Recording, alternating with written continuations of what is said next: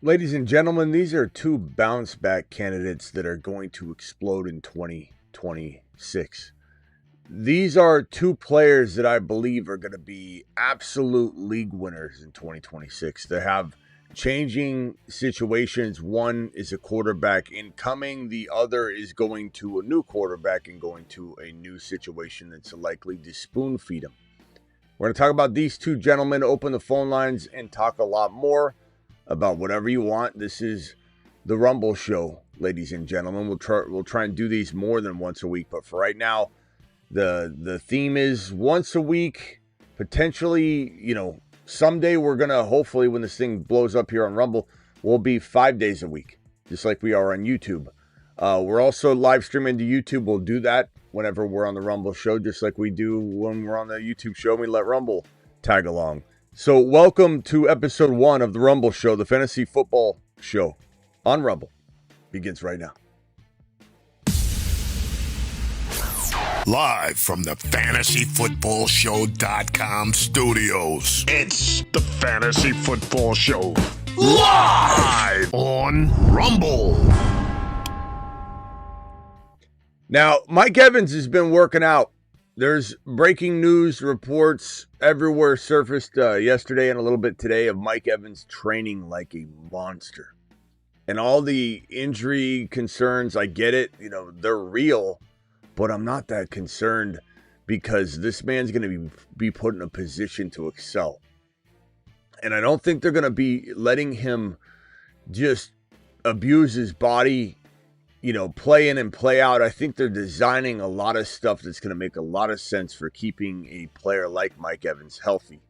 They've got a lot of their weapons. The Shanahan system and scheme is going to be conducive to Mike Evans' age and what he can do and what he can put out there.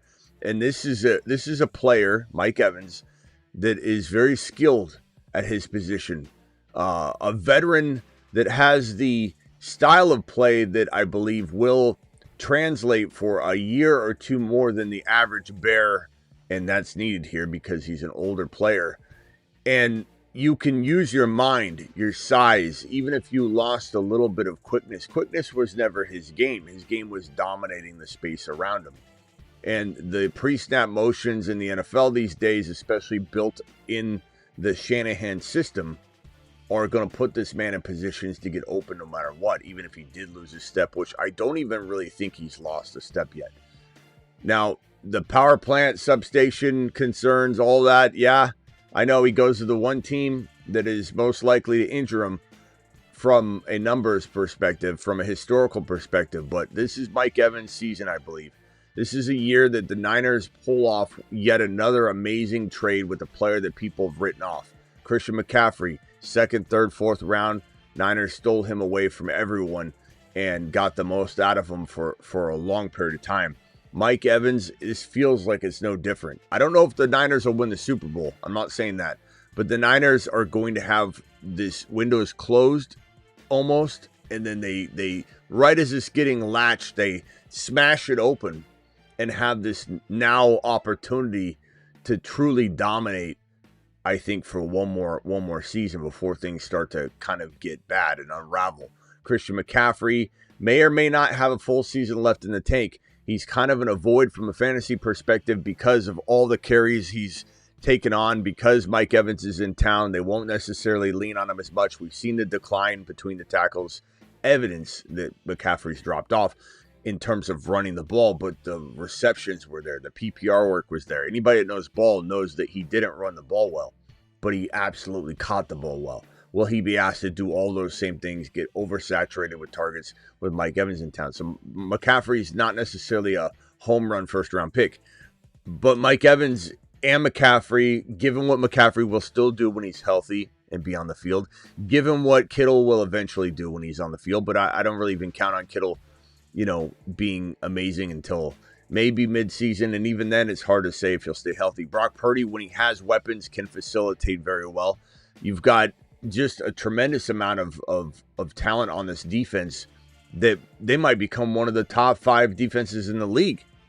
And so all of this mixed together is going to be quite an interesting combination of momentum, field position, defense, setting Mike Evans up for maybe some easy, light work, 10, 12, 13, 14 plus touchdown capability, because he'll just kind of walk right into 10 scores. Even if he was to get injured, I think he can walk in to 10 scores, missing 3 games, missing maybe 4 games.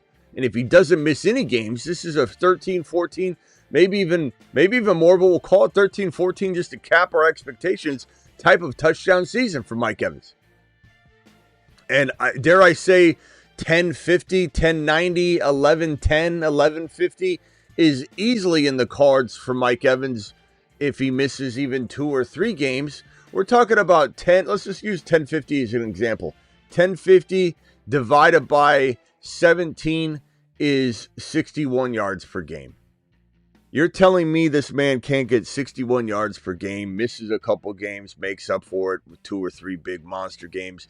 You're telling me that Mike Evans in a Shanahan pre-snap motion, design plays, made Deebo Samuel one of the biggest monsters during a season in fantasy football. Just the yak yard potential that any receiver has that's a Shanahan wide receiver.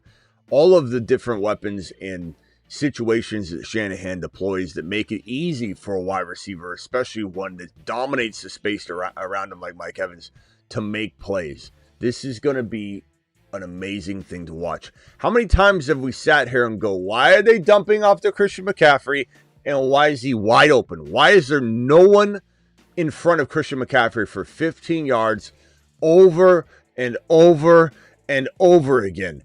Purdy drops back, doesn't find anybody, goes through his route tree, or goes through progressions. Receivers are going through the route trees, and he doesn't find anybody. Okay, Christian McCaffrey, take this football, check down. McCaffrey goes 15 yards untouched. Or a designed, let's snap the ball, step back, pretend we're going to do something special. Hey, McCaffrey, this one's for you, pal.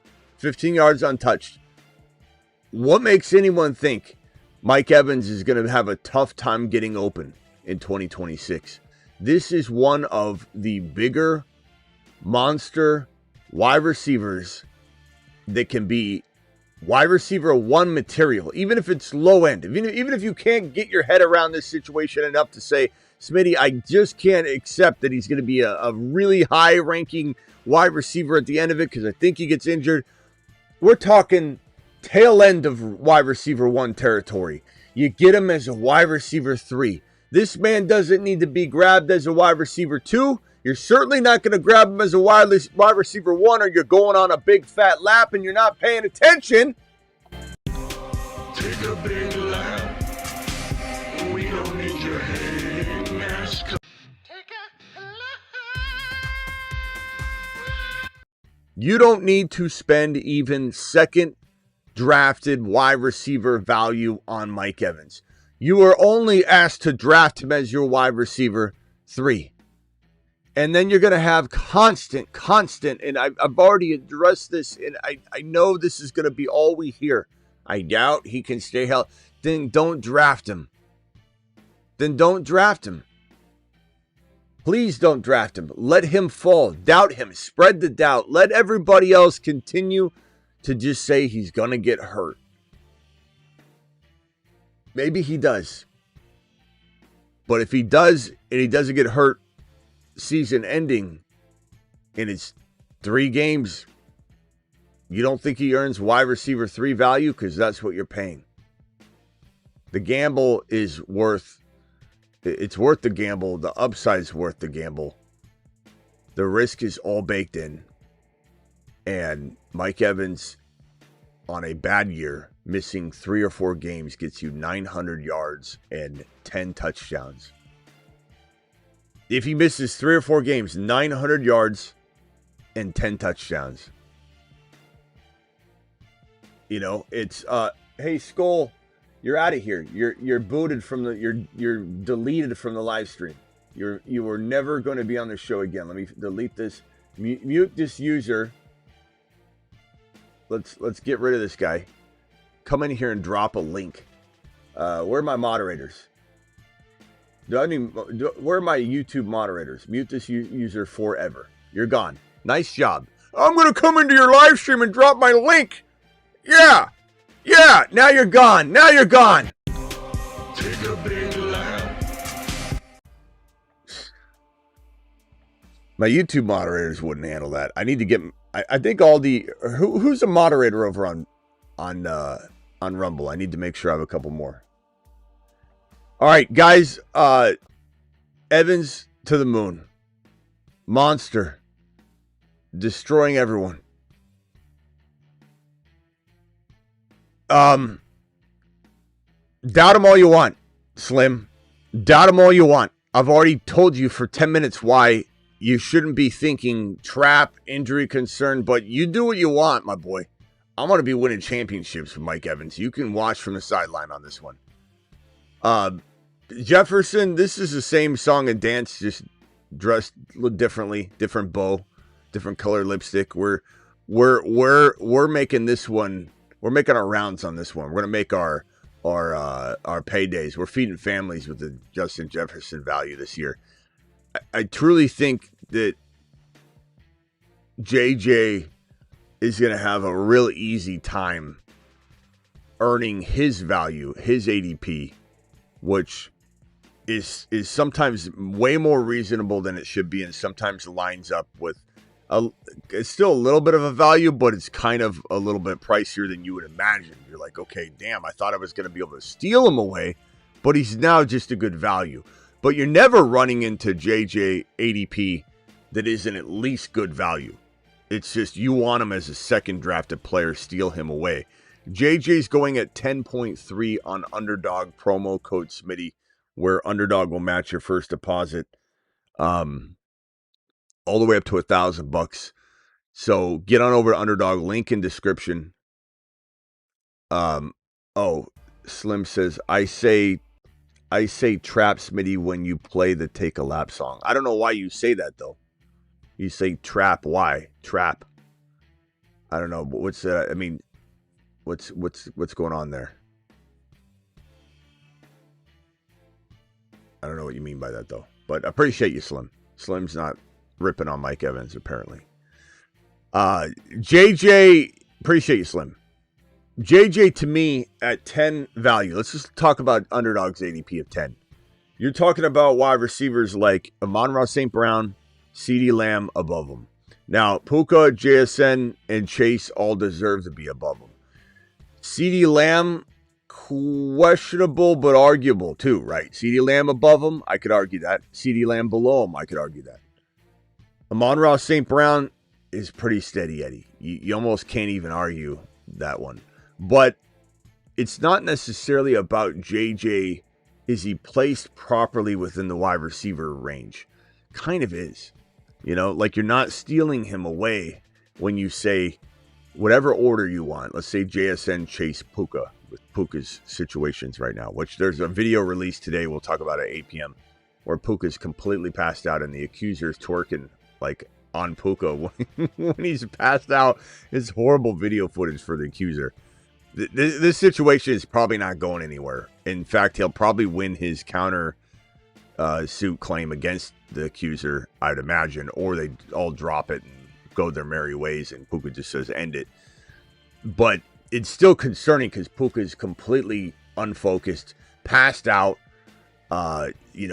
in worse situations. And you have Jeremiah Love walking to the podium saying, draft me because all I do is after I'm done playing football for 8 hours a day, I end up going home and playing myself in Madden, and then I go to bed, and then I rest, and then I work out, and here's Puka out clubbing, blacked out in videos. And yes, the video footage does help make the accuser look, bad, if in fact that is the accuser twerking on him or whatever.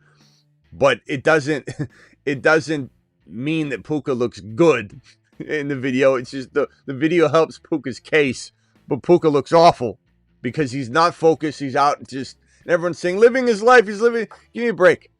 The kid's got the world by the balls on a silver platter. He's got everything on a silver platter, and he's out just kind of slowly flushing it down the toilet. Slowly, like not flushing it totally. And you have one of those toilets that goes, where it almost sucks the soul out of you. if you're sitting on it. No, one of those, slow leaks. Maybe you're just pulling down on the lever and it's just, Puka's just kind of letting it all go. We'll talk about that at 8 p.m. So, as I was trying to say, I sidetracked myself. JSN, Jamar Chase, Puka Nacua, CeeDee Lamb, St. Brown, JJ. Not that crazy of an ADP where you're like, damn, Puka's not really being stolen. But it doesn't mean that JJ can't still crush that value. But where it gets interesting is when you're filtering by wide receiver, right? You see that and you unlock all the other positions. It's Bijan, Gibbs, Puka, Chase, JSN. Then JT, McCaffrey, CeeDee Lamb, Amon-Ra, St. Brown. And then it's like James Cook sometimes and then JJ. So the real value is once you mix all the positions in and Puka starts JJ. Sorry, I keep going back to the Puka conversation. And Justin Jefferson starts going 11, 10, 11, 12. And you start getting JJ at the turn now. It's tremendous value. It's just a slow realization that JJ, when all the positions are mixed together, just ends up being positioned properly to win you a league.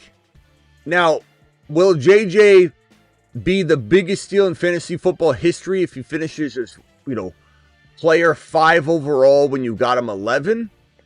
No, but I'll be damned if I'm looking at JJ at 11 or 12 and saying he can't earn this in his sleep with a upgraded quarterback situation. You might not like Kyler, and that's okay. And Kyler, you could say, oh, he didn't feed MHJ, didn't feed Michael Wilson. We didn't even know Michael Wilson existed until motherfreaking Brissett started feeding him. But you got to remember that McBride still ate plenty. Even though McBride didn't realize his touchdown potential, and we're sitting here every year going, why does McBride have four touchdowns or 1 touchdown or 5? He's doing everything else, but he doesn't have the touchdowns because Kyler's not feeding him. But Kyler did feed Hopkins. Kyler has fed McBride. We know Kyler can feed players. So I'm not worried about Kyler going and destroying JJ or continuing on the destruction that the J9 is starting to create for that Viking system. I truly believe Kyler will make JJ relevant again. Make Justin Jefferson great again.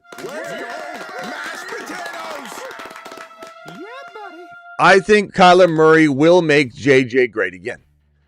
And I think we probably don't get a 18 touchdown receiving Justin Jefferson, but a 10 to 12 touchdown guy.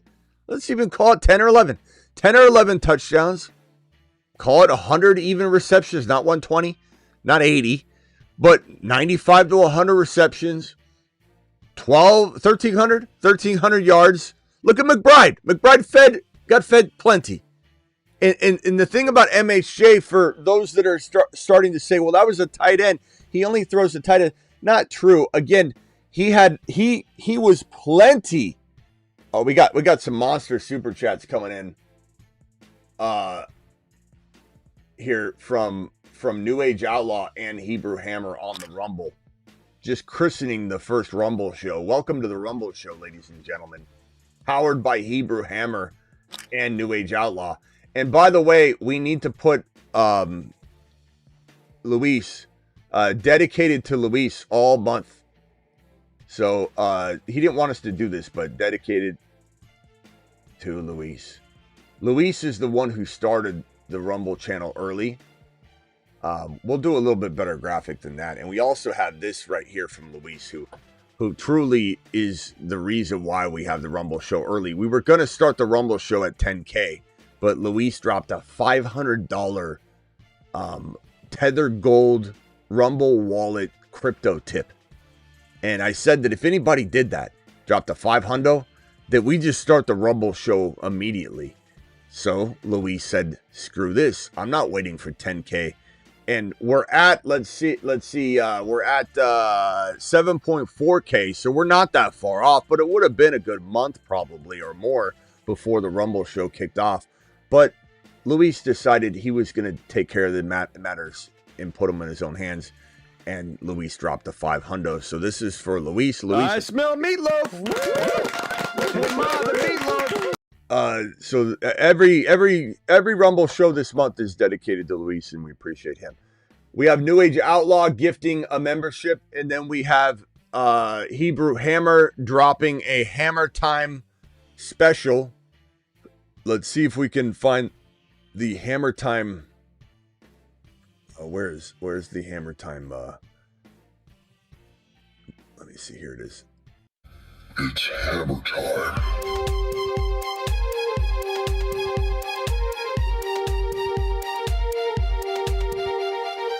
Perfect timing.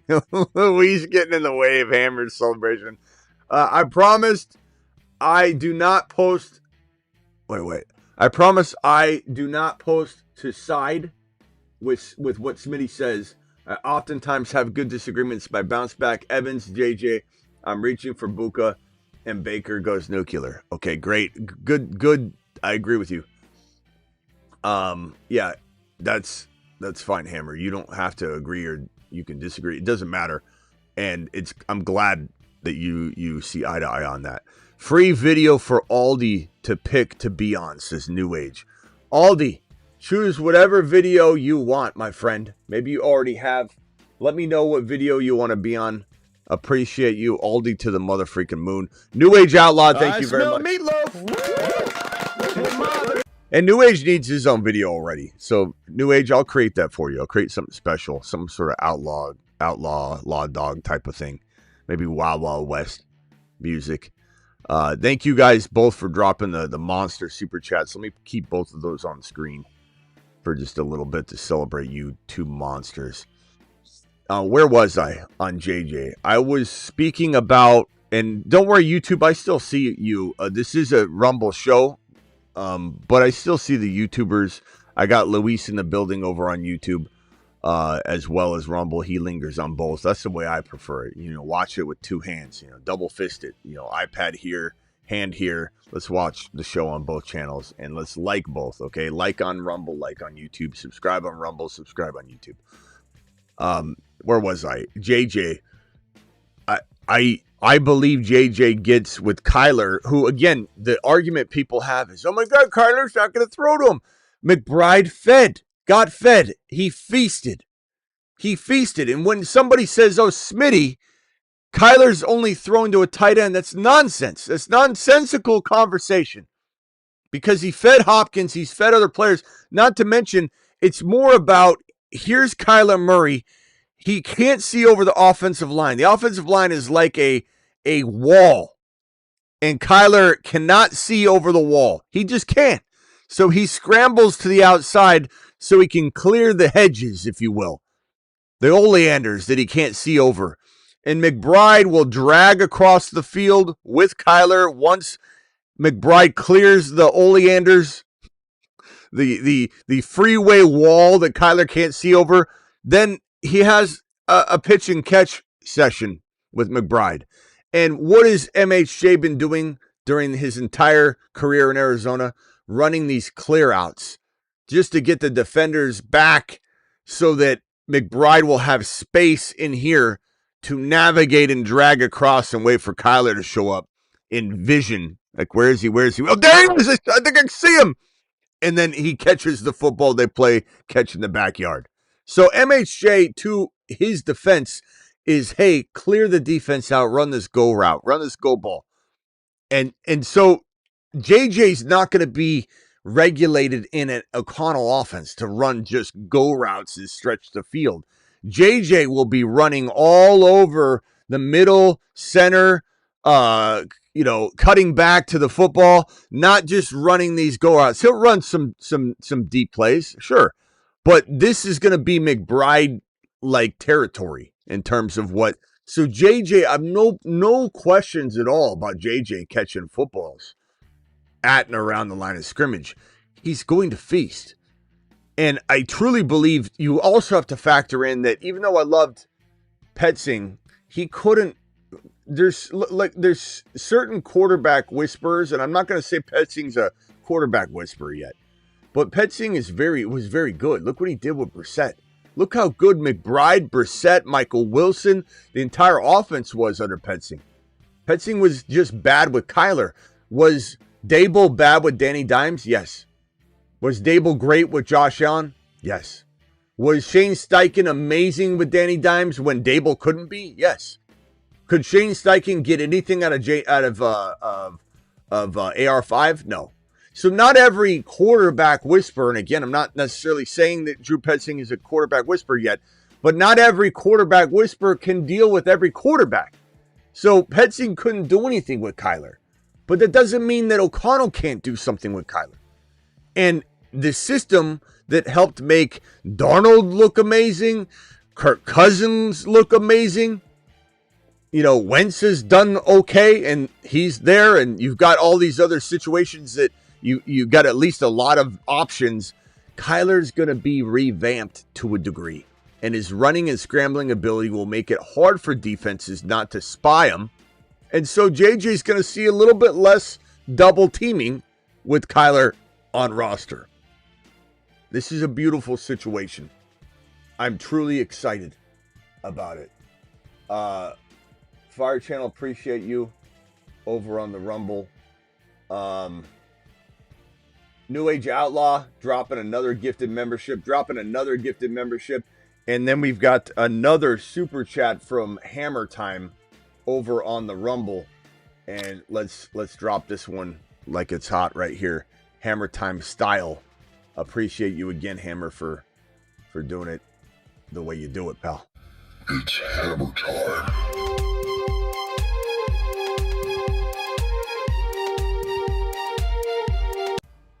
Hammer says,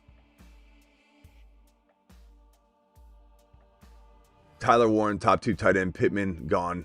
Give me Hampton and Walker. Love Tyler Warren. I think we even have a Tyler Warren emoji on the YouTube channel, do we not? Tyler Warren, not going to find many channels higher on Tyler Warren than this channel. We love him a ton. We love Fannin and Tyler Warren a ton. These are 2 tight ends to draft instead of Loveland. It doesn't mean Loveland can outscore either one. It just means that when you're drafting and you've got to make a decision between taking Tyler Warren in the 5th or 6th round, sometimes he falls to 6, or Fannin 6-7. So you're talking about, let me get these out of the way. You're talking about this territory. This is where Tyler Warren and Fannin are going.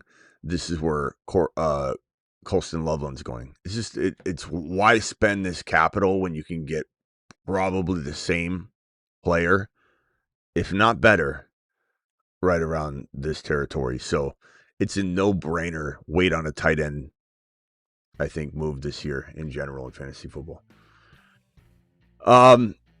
That's all she wrote for my spiel here on the Mike Evans and JJ front. I'll open the phone lines briefly. The Rumble show will be designed to kind of be a 35 to 55 minute show, I think. Not to say we won't go well over, depending on like super chats and all that, similar to the YouTube shows that we've done. That we plan to be 50 minutes and they end up being 10 hours. But phone lines are open if anybody would like to dial into the Rumble phone line. Do it live. Now, the difference on the Rumble phone line is we're going to do 30-second.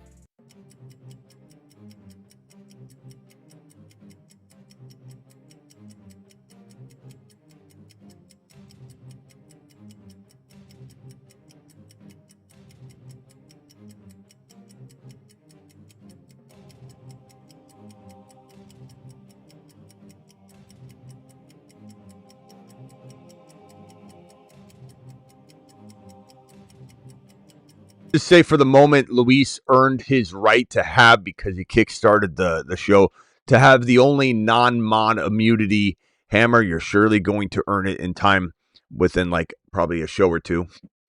But as you earn immunity to not get kicked off the phone line, you can, you won't be exposed to the timer, if you will. But Call into the show. Call into the show.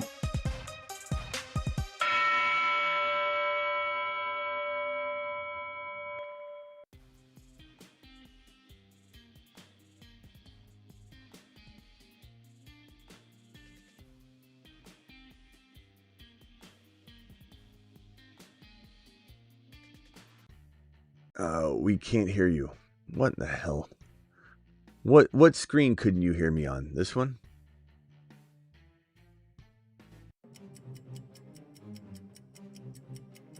Okay. There we go.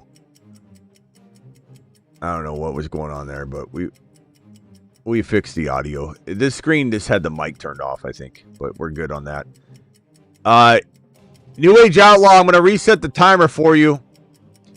And you're clearly going to gain immunity eventually. I just want to give Luis the respect he deserves to be the only solo immunity phone call holder. You're live, young man. Oh, hold on. We got a little audio problem here. Hold on. I think I can fix it all right here. Hold on one second, New Age. We can't hear you yet. Let me just switch this over. There we go. Okay, New Age, I'm sorry. I'll reset the clock for you. Go, you're live, pal.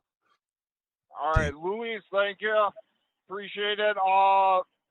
Chase Brown, how safe is he this year? How safe is he this year? It depends on his ADP. Let me extend. Where?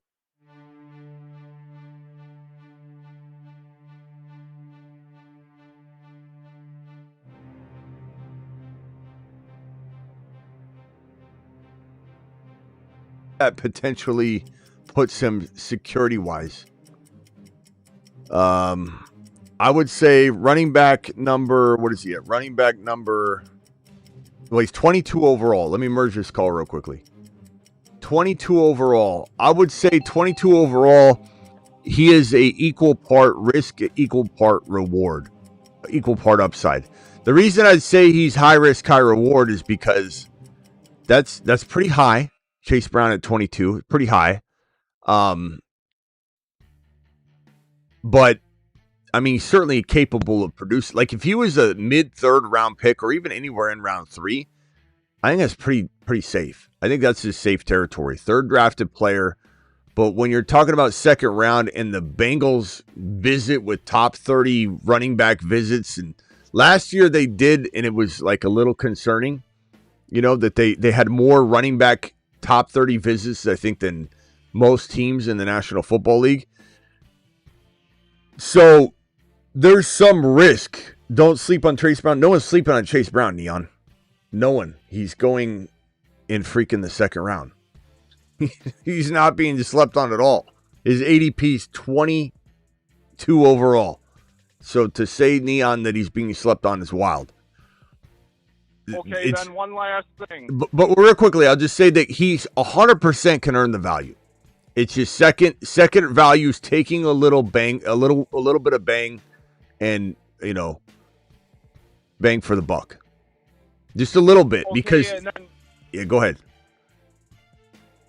Is there a chance that Love falls to him and they take him at all? Do you think?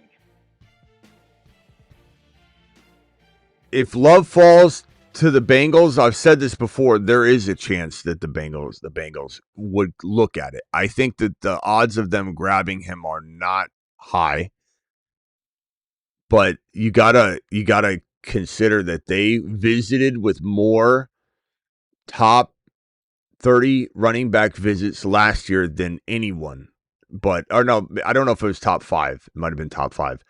And they're certainly capable of saying this gives us a edge that this is Jeremiah Love. He's a generational talent.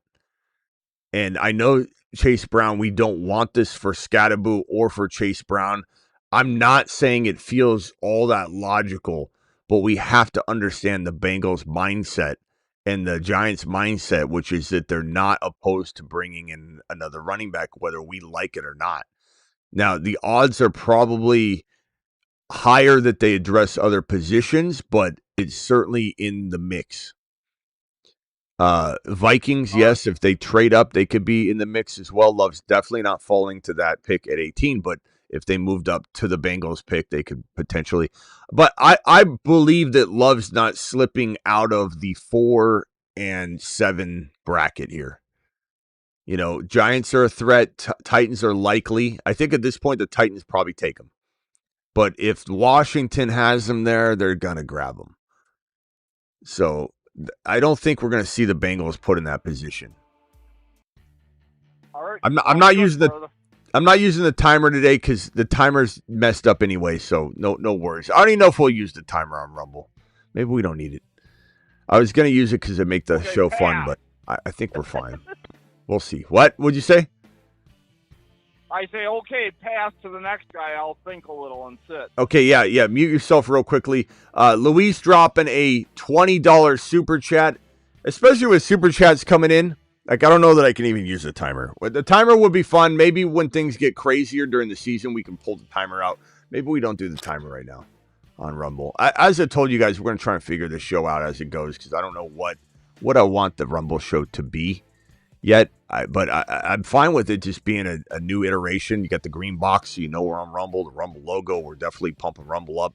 YouTube can still call in, and I had somebody say, "Can I still call in?" How am I going to know if you're calling in from the Rumble show or from the YouTube? Like, how the hell am I supposed to know? So of course you can call in. The People's Show, Smitty to the moon. Luis, appreciate you, my guy. Appreciate. I Luis. smell meatloaf. Hey, Ma, the meatloaf. Standing ovation for Luis. Luis, you're the man, the myth, the legend. And then we got another super chat from Hebrew Hammer, who's bringing the thunder per usual. The guy doesn't know how to do it any different. It's hammer time. Hammer says, what is he saying? Is there another? Oh, yeah, here he is. Tyler Warren, top 2. Oh, we already did that one. I think I'm missing something. Oh, it was Hammer dropping a hundo. He said party time. Hammer dropping wads. Wads, I say. New Age dropping wads. The Rumble show's cranking. It's cranking, I tell you. Thank you, Hammer. Appreciate you. New Age, Aldi wants the Chase Brown video. Okay. New Age, thank you for that additional $5 super chat of clarification. And let me go ahead and play the Chase Brown video. Now, we have a couple of them. I imagine this is the one that Aldi wants. Chase Brown. Oh, yeah. Chase Brown. Touchdown. You hear that sound? It's Chase Brown. Chase Brown, Chase Brown, Chase Brown, Chase Brown, Chase Brown, Chase Brown, Chase Brown, Chase Brown. Honey, what is that awful sound? Ma, that's Chase Brown. Ma, you got my Hot Pocket ready yet? Where are the batteries for my Game Boy? Chase Brown. Chase Brown. Thank you, Aldi. Thank you, New Age Outlaw. Thank you, Hammer. Thank you, Luis. You guys are absolute monsters. Appreciate all of you. I don't know what to say. Appreciate every single one of you. Thank you, Luis. Appreciate you dropping the 20 over on the YouTube side of the fence. All right. Hammer, you're live. We're on fire today. Just happy to be here. What a crew. What a crew. What a crew. One upper, I'll be right with you, by the way. One upper's on hold for like a half hour. One upper, I'll be right with you. I forgot you were there.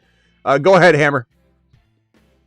Was just calling in to say I appreciate it. Off to a good start. We're in season, but we're not actually in season. It's what makes the show the best. We're in form. And that's really what I wanted to call and just say. It's, like healthy dialogue. I give harsh takes, hate it, love it, but it's always, it's why I think you have the best platform, and that's why I think people hang around. Again, I always like to hear other people's side of things, so when they call in and want to take, I don't want to debate, but I think healthy dialogue is there, like the JD5 take versus, probably a little harsh, but you have the best platform. I just wanted to call in and say what's up. Thank you. Appreciate you. All right, let's go over to One Upper real quick. One Upper, what are you calling in the One Up today? You know what, Smitty? I don't even know, bro. Like, I don't know what the topic is. I was just calling because long time no see. How you been, buddy? I'm good. Oh, you don't know what the topic is? It's right on screen. Okay, back to back. JJ Evans. One Upper is the one that will call in and go, I just want to let you know that Mike Evans is going to be better than you said. He's not going to be top 10. He's going to be top 9. That's what One Upper tries to do. What do you got, One Upper? Okay, so listen, I got 2 bounce back studs, right? 1, Terry McLaurin. 2, Downs, Josh Downs. And I'm fading A-Chain, the real A-Chain in Miami. And also Jeremiah Love isn't falling past 7. I think he goes to the Commanders at 7. So just to sum it up, Jeremiah Love at 7, Josh Downs, Terry McLaurin, bounce back studs, and I'm fading A-Chain. I can understand the fading A-Chain to a degree, but I think what will happen is I think everybody's a little misunderstood as to what's going on in Miami. Because you lose Waddle and it feels like the sky's falling, but you're going to replace him, I believe. Now, if they don't, I think we'll have a conversation. I don't know that I'll say A-Chan's a concern, but he's definitely, without Miami, Mike McDaniel, and the check down king Tua, we don't know what Willis will do, how he'll feed him, how A-Chan will respond. Is it just that A-Chan can't be the same exact player, so he's a little bit lesser? Hard to say what that could look like, but it's important to note that at number 11 overall, this could be Jordan Tyson or Carnell Tate, which is an upgrade from Waddle. And I know everyone thinks Waddle's some world star, but he's never done it. Okay, let's go see him do it now. Okay, he's going to go to this situation now. Everyone's going to make excuses and be a Waddle apologist again about why Waddle missed out on being a top 10 wide receiver again. We've been waiting forever on this thing. I haven't, but everybody else keeps talking about Waddle. It's like Deontay Johnson and Michael Pittman all over again. I mean, how many times do I have to tell people those guys were not number ones? And so Miami's going to replace them, I think. If they don't, we'll have that conversation.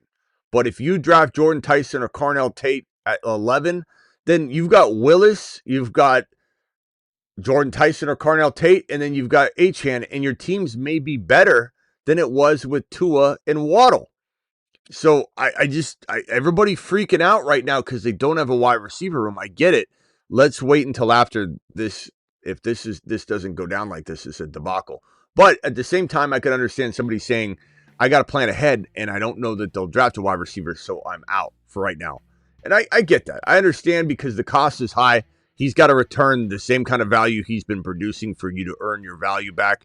And there might just be safer options for you at the bottom of round 1 where A-Chan's going. I get it. It's not a crazy take to fade him at his cost of entry. Now, to say he's going to bust or something, I think is wild. Are you saying that, or are you just saying you don't like his ADP? Yeah, I'm not saying he's going to bust, but I do think that they may put too much of a load on him, right, if they don't draft some wide receivers. But it's not even necessarily about who they draft their wide receiver. It's the quarterback, right? I don't trust Malik Willis regardless of who they draft. And you mentioned Carnell Tate. I think Carnell Tate will be the bust of the top 10, top 15, or wherever he goes. Okay. Well, I think I mostly disagree with everything you said there because I still think A-Chan will eat. He's still super explosive, and you're judging Willis, who looks really good. He's got some pretty good advanced metrics behind him. Like he's looked really good. He scrambles. I like Malik Willis. I think you're not giving him enough of a chance. And everybody's saying that they're going to have the number 1 overall pick and all. Like everyone's writing off Malik Willis. We'll see if he does the old I'm not writing back situation. Okay, as for Terry McLaurin, I couldn't agree with you more with a caveat of it depends where his ADP is in the particular draft that I'm in. I like McLaurin a lot, but he does concern me about staying healthy. But I do think that if he does, he will be fed. JD5 loves him. He's getting older, though, so there's a little bit of risk. I would not put all my eggs in one basket on Terry McLaurin, though. I think that in a general sense, I do think a rebound is in order, but I don't know if he'll be somebody that if I had to pick and choose a few bounce backs, it ain't going to be McLaurin as my number one. It's going to be in the conversation, but JJ and Mike Evans, who I just did a whole show on, are my number one bounce back wide receivers. And they're, JJ's a little bit less of a deal, but he's still very impactful from that top 12. Because even, being let's say McLaurin goes in the 4th or 5th round or wherever he's going. Let me look at his ADP real quick. McLaurin is going at, on Underdog, promo code Smitty. He is going at mother freaking good value, 48 overall. So that's good. It's really good. So you're talking about 4th, 5th round territory, depending on your draft. And if he finishes as a 3rd rounder, in a sense, like if JJ at 12 or 13, if he slips or whatever, finishes as a top 4 or 5 overall player, that's the same kind of impact. So people acting like JJ can't destroy 12 overall ADP because it's such a high pick. It's not accurate. There's still levels to this thing. Through the 1st round, doubling your value, going, all the way up to the top or even to the halfway point of the 1st round is huge return on investment. But I don't hate your take on McLaurin. I agree with it to an extent, but I would not put all my eggs in one basket. Whereas I would put a lot of eggs, maybe not all eggs, but a lot of eggs in the Evans basket and the JJ basket. And then your final take on Josh Downs. I like him, but I don't know. What's that rooted in? Why do you like him so much? You just have a lot of shares? Well, no, because you know what? When Daniel Jones was healthy, that's when Josh Downs was at his best. He's going to be in the slot. I think they will draft another wide receiver. And I think Josh Downs is going to be Daniel Jones' go-to guy now that Pittman is gone. Well, what about Alec Pierce? They just paid him a whole bunch of money. You know what? Pierce is just, in my opinion, just a deep threat, right? Everything underneath, I think Josh Downs. I mean, they're paying him a boatload of money, my man. I don't think he's just some decoy, go ball guy. I think he's misunderstood. Downs at you say he was his guy. He'll have a larger role for sure. But, 500 yards, 4 touchdowns. It's not like he was so crazy last year that I think there's a chance he gets 7 or 8, maybe 6 to 8 touchdowns and then like 900 yards or something. I don't think he's bad. I think in best ball, he'd be a good addition late in the draft, but going as wide receiver 53, Casey Concepcion above him. I'd rather have Casey Concepcion. Denzel Boston right below him. I'd rather have that. Xavier Worthy, a couple players ahead. I'd probably take a chance on Worthy getting healthy. Omar Cooper below him. I like him a little bit more. So that's about where I have, Downs below those guys, maybe. I don't hate the take. It certainly could surprise. I don't think this is one of those where I could say this is not going to happen. It could. But I think you're undervaluing Alec Pierce, bro. I don't think you realize that this organization just paid him a boatload of money and he ain't just a deep threat. I mean, he's also got a lot to prove and he's out to prove it. He understands what label he's been given. He understands people call him I want to say a gadget player, the almost anti-gadget player, just a deep threat, stretch the field guy. Metrics don't make sense, unsustainable. You can't do what he did and do it again. Why not? Sometimes when somebody has metrics that stand out and stick out like a sore thumb, like, low targets, massive yards, huge, yak and yards after catch numbers that don't make sense, like, that won't translate. Sometimes you got to say to yourself, well, damn, if he's going to be that efficient when they don't give him the underneath stuff, what happens when they do? Because he just took what most people wouldn't deliver upon and delivered with it. So like, I never understand those people that say you can't, it's not sustainable because he got too many deep balls and he was successful. He caught them all. It can't happen again. He can't be good. Like Alec Pierce is a lot to prove. But I don't hate your takes. I think Achane, there's some legitimate concern that we won't see the same Achane. But I don't know, man. I think you're underestimating Carnell Tate. I disagree with that take you have. Carnell Tate a bust? I don't think so. What's that derived from? You saw someone's show and decided to repeat it? No, absolutely not. I watch film, Smitty.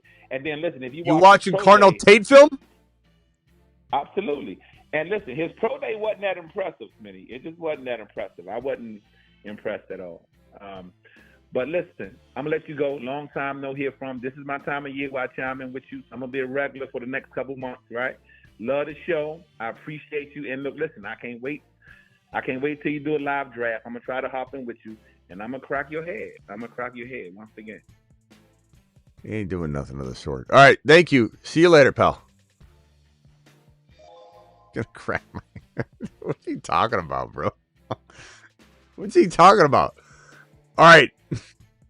Guy shows up like once or twice a year, talks a big game, then vanishes like the wind. I forget what he won up to one time. I think I came in here and I'm just not this exact example, but it's something like, like Mike Evans is going to be number 9. You'll see.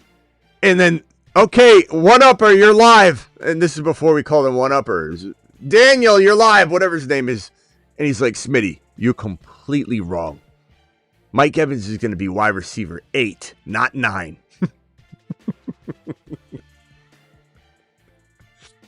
All right, we're probably going to wrap up the show here. Let me go on over to New Age Outlaw, who's been real quiet for a while. And New Age, you're live. All right, so I just want to get this straight. You would actually take Mike Evans over Terry McLaurin or no? Yes, I would. I don't think that's one you have to play with the ADP on. I think that's one you have to strike. Because Evans has an ADP of I know they were right next to each other for a while. Yeah, let me find it real quickly. So Mike Evans is going around. He's such a value, man. 51 overall. McLaurin's right above him at 48. They're back to back. So that shouldn't be shocking because the ADP says they're neck and neck. They're on top of each other. But yes, the answer is yes. I would take Mike Evans. I think Mike Evans, but that isn't to say I don't like if some of you are laughing at his, I'm going to crack your head. That is a little wild when you think about it. I guess it doesn't faze me. I hear everybody calls me names all day long. I guess I didn't even take it. I guess they didn't even take it the way I should have. I'm walking down the street. Hey, I'll see you later, man. I'll see you on the live stream later? Like, not much fazes me, I guess. I guess it is kind of wild. He says he's going to crack my head. What are you even talking about, bro? See you at the meet and greet. Yeah, so are you different on that? Are you more of a McLaurin over Evans guy? It's fine if you are. I mean, they're neck and neck. Well, I can't decide. It depends if the Commanders get a receiver.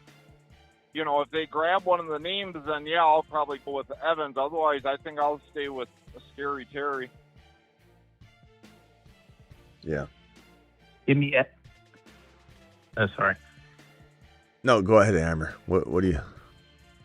Give me Evans. Give me Terry. Give me both of them over Waddle. I think if you even throw in Jeremiah Love, and Washington can go at pace and tempo, dude, that's a scary thing, and that's when dude 85 is a completely different player. I'm telling you, I think I take both of those guys over. What's his name being drafted? Sutton. What's his? ADP? Sutton's going around 74, and Waddle's going. So Waddle's ADP's like almost. It's getting ridiculous. It's climbing into the 45 range, which is still not like, I guess you could say overall crazy, but Mike Evans below him. I'm taking Mike Evans over Waddle all day long. Sutton and Waddle are no different. The fact that anybody thinks that Waddle's like going to trump Sutton because they're paying him, guess what? Bo Nix will throw to him. Bo Nix will like Waddle. Waddle wants to stay healthy, number one. Number two, he's changing teams. Changing teams is not easy for wide receivers. It doesn't always end well. And it sometimes is a rocky first like half of the year. That's a very, very common theme. But number one, Nix is not going to throw to Waddle because the team's paying him more if he wants to throw to Sutton. And Sutton, the other thing people don't realize with Courtland Sutton is that Courtland Sutton is better than he appears to be now. It's just he's in an erratic offense with an erratic quarterback who we love. We like Bo Nix a lot. But Sutton is not given consistency. Sometimes the Broncos wouldn't do anything via the air until the fourth quarter. So all of the inconsistencies that Sutton is seeing isn't because Sutton's bad. It's because Sutton isn't getting the ball. And so does anybody think that like Waddle just walks over and starts getting the ball for all four quarters? And if Waddle does open up things enough that, you know, that the offense is throwing in the first, second, third, and fourth quarter instead of just waiting till the fourth quarter, then guess what? Sutton will start eating more. But when people act like Waddle's a better player than Sutton because Sutton's been trapped in a weird situation, he's in the weird situation with him now. It's wild to me. Everyone thinks Waddle's just going to walk in and be a top 5 to 10 wide receiver. Could he be? I wouldn't rule it out. I mean, Waddle's got talent, but there's a lot going against him. You know, he's got to fend with Sutton and RJ Harvey and all the target share that's not necessarily there for four quarters. And maybe Waddle's the answer to allowing them all to eat and feast in quarters 1, 2, and 3. But again, that will then allow Sutton more work. That'll allow Harvey more work. It's not just going to be because of Waddle and all of it goes to Waddle. Like, oh my God, Waddle's here. Now all of a sudden we're throwing in the first, second, and third quarter, and it's all going to him. You know, this is just one of those stories that might not end well if people are investing too high. If he starts becoming somebody's third drafted player, you're in trouble. Or those people are in trouble. Now, fourth drafted player, 4/5, it's not the end of the world. But there's tons of players I'd rather have. I believe Mike Evans will lambaste Waddle this year. And I'm buying Malik Nabers. I'm buying him. I mean, his ADP accounts for that. He's at 17 overall. That value is really, really good. Really good. In fact, it keeps falling. And some of that might be the Jeremiah Love talk. Some of it might be the Carnell Tate or, you know, whatever. But Nabers at 17.8. He if he is healthy, could be 5. You know, so yeah, you're baking it. He's a freak. His volume. The only concern that he doesn't crush, I think he returns you 17.8, which is why he's the definition of safe. And that ADP is just getting ridiculous. 17.8 is insane. It was like 13, 14, and it was a little riskier there because you have the threat of a receiver incoming. You have Matt Nagy. Matt Nagy's the reason why there's a chance he doesn't crush 17.8 ADP because Nagy does have his pause on everything. It's not like Hackett and Nagy are two of the worst coaches or offensive coordinators, whichever position they're in at the time, in the league. Hackett's horrible, but LaFleur's calling plays in Arizona. Hackett could still destroy the pecking order of the running back situation or destroy the running game or whatever, but Hackett's not calling plays. So I'm not worried as much about McBride, Michael Wilson, and Brissett. But Nagy is in charge of a whole lot more over in New York. Stuff that Harbaugh doesn't do, so Nagy's going to do it. Now, does it get ripped from him mid-season and then everybody's okay? Maybe. I am a little worried about Nagy. But I do think Jackson Dart plays so much off script and will control a lot of the tempo himself that Nagy could try and put this in a corner and destroy some of the value, but I think Jackson Dart will feed who he needs to feed. I'd even say that, there'll be times, let's say they draft Jeremiah Love, where Jackson Dart will tell Scottaboo to come into the game. I'm going to hand it to you. Headbutts him. I don't think Jackson Dart is that easy to control. So this will still be very good for Malik Nabers. 17.8, great value. Fantastic value. I mean, he did that with Daniel Jones and worse offense. So, yeah.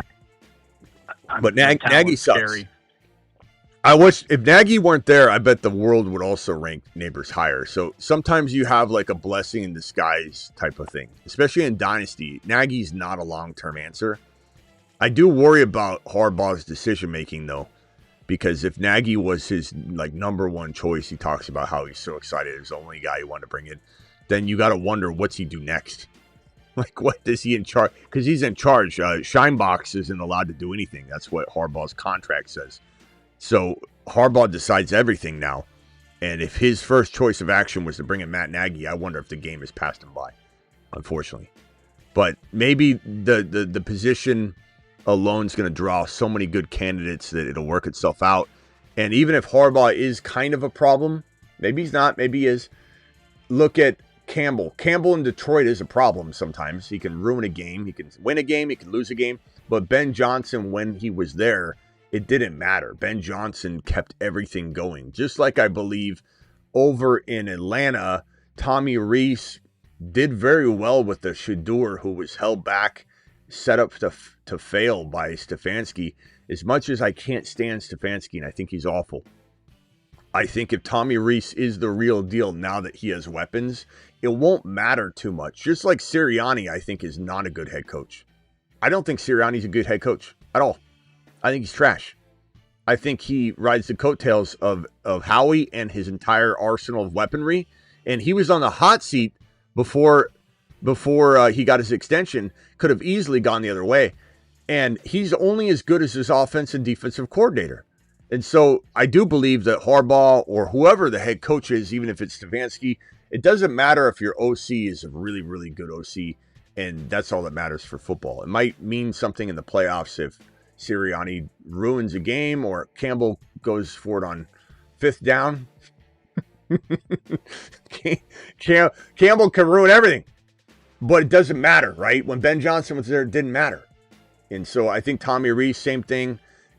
So what my point being that Nabers, while he's a concern to a degree, not at 17 ADP, but in Dynasty, this is a very short-term problem of Matt Nagy. And if you can buy Nabers on a discount, and I don't think he'll be as discounted in Dynasty, but he's going to be somewhat discounted until he rebounds and people see it. The redraft in Dynasty discounts will be different in terms of the amount, but it still will be kind of parallel to a degree. So you go get Nabers right now in Dynasty on the cheap, because as soon as Nagy's gone, this thing's going to go because up. Like you could make the argument the same thing. I love Gibbs. He's my favorite, and I had him last year. And that Dan Campbell situation. But again, the talent was just too much. And Nabers is on that caliber of just pure talent. He's great. So that's why I'm going with it. If he wasn't, I wouldn't even be. But he's too talented, and I literally could see him and Jackson Dart saying, "I'm not." He's just going to say, "Screw what Nagy just told us in the headpiece. Headbutt me." No, I genuinely seeing that happen. I knew players can't just tell the coaches, "I'm not doing it," but. That's why. But yeah, Nagy's not going to have the respect of Nagy's going to be gone real quickly. I wouldn't be shocked if Nagy had his play calling duties stripped by October or early November. And who knows what's going on there, but Nagy's trash. He's trash. And when you think about okay, where's Nagy been the last handful of years? KC. And how much held back was KC's offense? Pretty Mahomes was dropping off according to all these people during those years. It's Nagy's a disaster. I don't understand. When people yell at me and say, what do you think you know better than these GMs and coaches? Yes, I do. I'm sorry. Arrogant, maybe, but like you're sitting here watching this disaster take place right in front of our very eyes, and we know it's coming. It's ridiculous. I don't understand how. That's why I question Harbaugh. How Harbaugh could even remotely believe this is the right move to bring in Matt Nagy, one of the worst to ever do it. You bring him in to handle this arsenal of weaponry. It's asinine to me. Just absolutely asinine. That firepower is just, I mean, it's up there. Honestly, if you really look at it, with the top offenses, just for talent.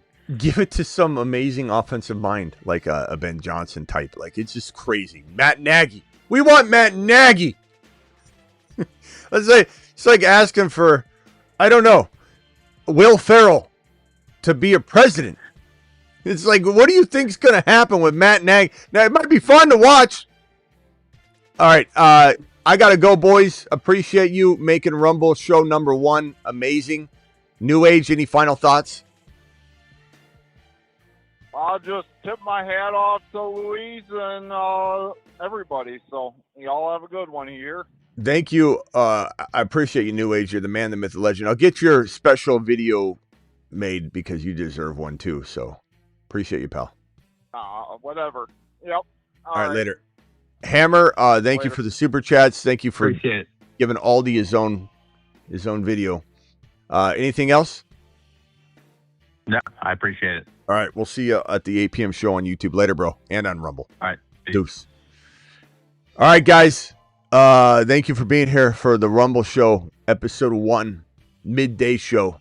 We're going to try and do it. I don't know if it's going to be kind of a random-ish kind of time. Like, we did this. I was going to try to do it at 11 my time, 2 p.m. Eastern. We were a little bit late getting it going, but it certainly could be kind of around noonish my time, 11 to 1 p.m. my time. As we get this thing into more days per week, right now it's like 1 to 5, 1 to 5 days per week, but it is one Rumble, 1 day a week having a Rumble show. As we grow that into 2 days a week, 3 days a week, 4, once it's 5 days a week, I will cement it into a time, I'm sure. But for right now, it's kind of going to rove a little bit. Just because it allows me flexibility. I got to go live when news breaks on YouTube, which I allow Rumble to come along for the ride. But sometimes we might just do a Rumble show to break the news too. But the goal here is to kickstart a movement on Rumble that allows us to go 5 days a week like we do on YouTube. That is the goal. The ultimate goal is to trigger that kind of situation. It's not just to do one show. It is to do a Monday through Friday show. So the more we grow in Rumble, the more likely that is to happen. Right now, we're at 7.41K followers. They don't go by subs. They go by followers. So please go follow the channel on Rumble, please, if you're watching on YouTube or wherever, so that we can have... Because if we do 5 days a week, we're doing it on YouTube too. I'm multi-streaming it. So if you want, 5 more YouTube shows during the afternoon, and you're not partaking and participating and following on Rumble, you're screwing yourself out of 4 or 5 shows on YouTube a week. The midday show. If you're watching right now, you're like, this is perfect for my lunch hour or perfect for my work day. I love the midday shows. Then get over to Rumble, link in description, and follow the damn channel so that we can have more and more and more. Appreciate every single one of you. Thank you over on YouTube. Thank you, Hammer. Thank you, New Age. Thank you, Luis. Appreciate every single one of you. And thank you. Who else super chatted over here? New Age. Hammer. New Age. Hammer. Luis. Okay, got it all. See you all at 8 p.m. Eastern on the YouTube channel. Appreciate every single one of you. Live Monday through Friday on YouTube at 8 p.m. Eastern. Live on at midnight on YouTube at midnight Eastern, almost every single night. Rumble as well for both of those. And live whenever big news breaks on Rumble as well. And then the once a week minimum Rumble show kicked off by Luis which will eventually become a Monday through Friday show, we hope. So let's make it happen. Let's make it needed. Let's make the afternoon show needed. See you all at 8 p.m. or sooner.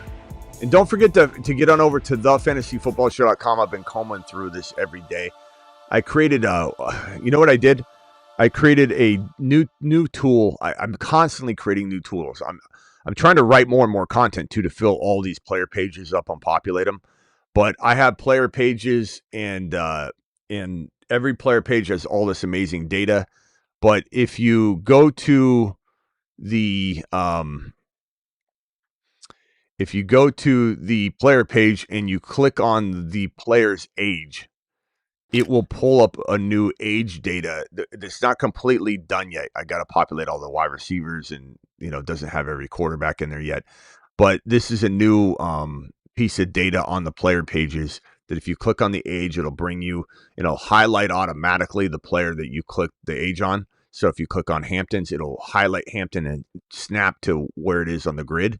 But it's such an intriguing thing to explore and look at. These are the running backs in the National Football League. These are sorted right now anyway. I haven't put all the ages in, but by the top dogs, essentially. I haven't, there's probably a few missing. So if you don't, I just started populating this. So cut me some slack if I'm missing somebody. But right now you look at it and you're like, wow, Jeremiah Love's 20.8 years old. Ashton, and I use the decimals because it's very, you don't even need to know the birthday. Sometimes you calculate birthday and you're like, how old is that? When's he turning? Having 22.3 is all you need to know. You don't even need to know the birthday. He's 20. Genty's 22.3 years old. Jeremiah Love's 20.8 years old. And Bijan and Gibbs both being 24 right here, not saying that they're old dogs or anything, but when you look at a player like Jeremiah Love at 20.8 years old, it hits different for Dynasty when you're looking at it. Genty, 22.3 years old. These are monsters. Hampton, 23.0 years old. The future of the running backs, and this data is all found at thefantasyfootballshow.com, as is so much other stuff. It's a trade calculator, everything. Go check it out. You can get a season long pass or a lifetime membership. See you all at 8 p.m. Appreciate every single one of you. Rumblers, unite.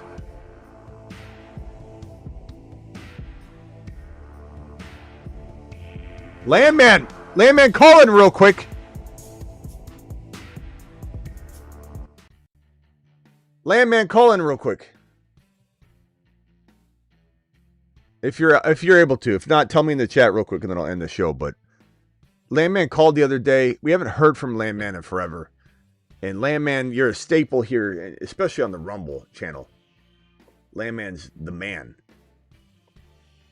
And we haven't heard from him. He called in the other day. And then I put him on hold, and then he hung up. And Landman, you're live. We've been wanting to hear from you. You hung up the other day, and then you never called back, and I haven't heard from you since. So I wanted to talk to you real quick. Hey, man, I just got back to South America. The harvest is going on down in Chile and Argentina, so I had to check the wine coming in. I just got back home, and my wife would kill me if she found out I call your show when I got other things to do on my honey-do list. So she came back from walking the dog, and I had to hang up like a 12-year-old boy. Yeah. Got no problem. The cookie jar. No problem. We're just glad you're back. Glad you called in. Hey, congratulations on everything, man. Jesus. Well, I mean, I'd say what do I miss? But man, you got your, the $500, we're doing it. Luis is the man. And I missed today because I'm trying to get caught up here and everything like that because I got to get my vintage report all done. I mean, boring stuff. But hey, man, listen, you are the hardest working fantasy football podcaster there is. So well, I'm telling you, man. A guy just left a comment yesterday that I need to get a real job. He said, I need to get a job. I need to go get a real job and stop. So should I do that or should I just continue? You're going to always have haters. Okay. There's people, I think I'll pass. Haters are jealous people. I think I'll pass. Wish they were as successful, But yeah, no, I appreciate that. But you guys are if without you guys, I'd be talking to a blank screen.